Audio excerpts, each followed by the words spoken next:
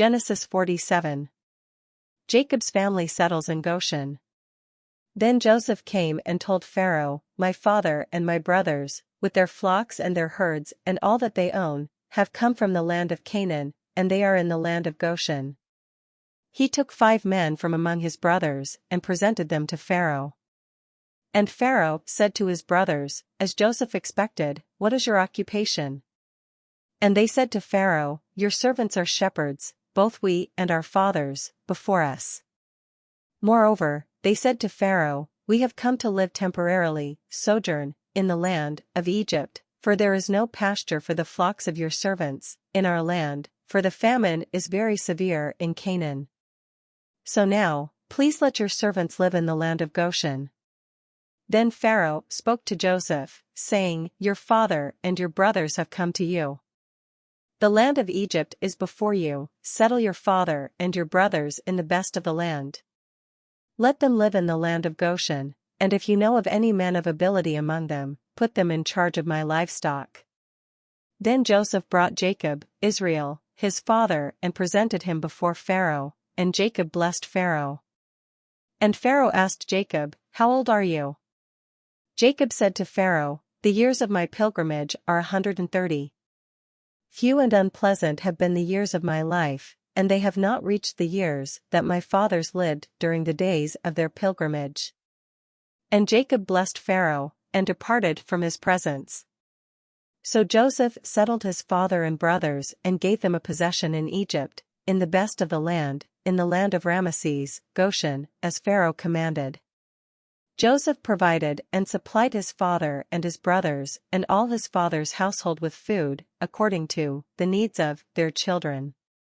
Now, in the course of time, there was no food in all the land, for the famine was distressingly severe, so that the land of Egypt and all the land of Canaan languished, in destitution and starvation, because of the famine.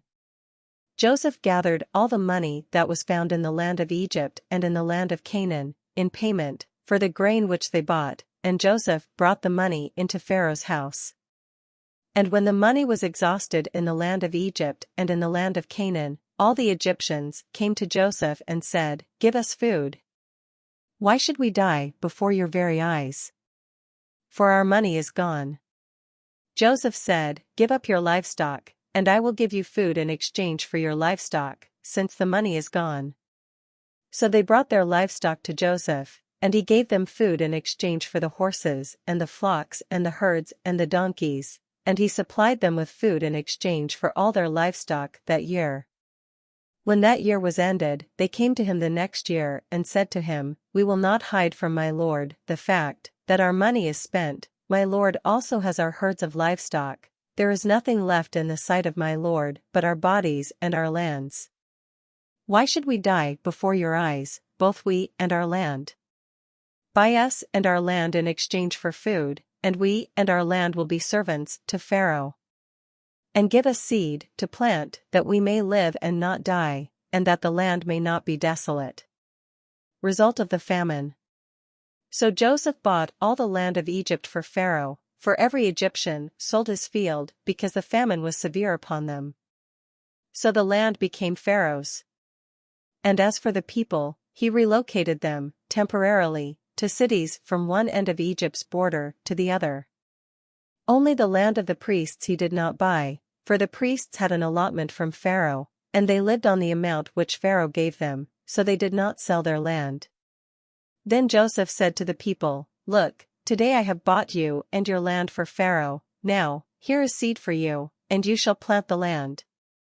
At harvest time, when you reap the increase, you shall give 1/5 of it to Pharaoh, and 4/5 will be your own to use for seed for the field and as food for you and those of your households and for your little ones." And they said, "You have saved our lives.